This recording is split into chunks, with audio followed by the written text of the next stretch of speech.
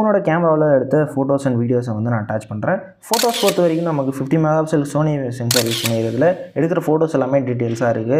And then எந்த அளவுக்கு ஷார்ப்னஸாக இருந்தாலும் சரி நமக்கு நல்ல மைனூட்டான ஒரு ஃபோட்டோஸ் வந்து கிடைக்குது. கொஞ்சம் சேச்சுரேஷன் அதிகமாக இருக்கிற மாதிரி ஃபீல் ஆகுது. பட் ஆனால் நல்ல ஃபோட்டோ அவுட்புட்ஸ் தான். நம்ம நேரில் பார்க்குறப்ப அந்த டிஸ்பிளேவில் பார்க்குறப்ப இன்னும் நல்லாவே வந்து நமக்கு தெரியும். வீடியோஸ்மே 4K 60 fps நம்மளால் வந்து ஷூட் பண்ணிக்க முடியும். ஆனால் ஸ்டெபிளைஸ் அதாவது OIS வந்து நம்ம ஆன் பண்ணி எடுக்கணும்னா 1080 60 30 அப்படி தான் வந்து நம்ம ஃபிட் பண்ணி எடுக்கும் இது இருக்குது. ஸோ அது மட்டும் எல்லா ஃபோன்லேயுமே அப்படி தான் ஐடியான்னு தெரியல. ஆனால் OIS பொறுத்த வரைக்கும் நம்ம ஆன் பண்ணிவிட்டு அல்ட்ரா OIS ஆன் பண்ணிவிட்டு எடுக்கிறப்ப டெஃபினெட்லி வந்து பார்த்திங்கன்னா வீடியோஸ் வந்து நல்லாவே வந்து ஷேக் இல்லாமல் வந்து நமக்கு கிடைக்குது. அண்டு தென் வந்து பார்த்திங்கன்னா ஸ்லோ மோலையுமே நல்லா வந்து 240 fps வந்து பார்த்திங்கன்னா இருக்குது. ஸோ நல்லா வந்து ஸ்லோ மோஷன் வந்து நமக்கு கிடைக்குது அவுட்புட்டு.